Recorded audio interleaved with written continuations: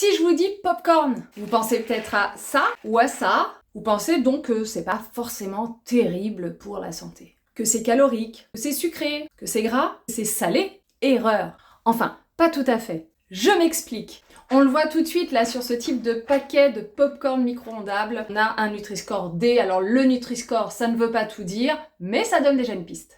Quand on regarde de plus près ce qu'il y a dedans, n'oubliez pas que la liste des ingrédients est toujours mise par ordre décroissant. Oh là là, tout ce qu'il y a à lire.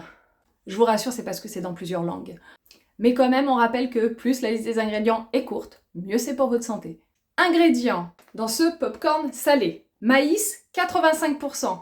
En fait, le popcorn, c'est du maïs sauté. 85%, ça serait pas très logique, il faudrait qu'il y ait 100%. Graisse de palme, 12%. Sel, 2,8%. Bref, c'est du maïs avec du gras. Et du sel, puisque c'est du popcorn salé.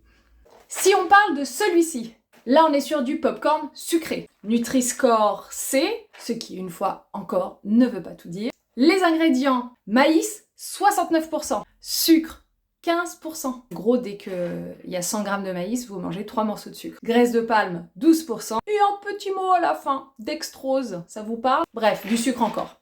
Donc là, on a du maïs sucré et gras. Le conseil du jour, c'est d'acheter simplement du maïs à popcorn. Vous trouvez ça un peu partout, dans les supermarchés ou autres magasins alimentaires. Vous avez juste à mettre votre popcorn dans une poêle avec un fond d'huile. Et encore, sans huile à feu doux, je vous assure que ça marche. Ça saute, ça pop dans tous les sens. C'est en plus rigolo à faire avec les enfants. Vous rajoutez une touche de sel si vous voulez, un brin de sucre. Mais au moins, vous avez la main dessus. Vous n'êtes pas obligé de mettre du gras, je vous assure que c'est délicieux. Et vous mangez ça en collation, c'est comme un féculent.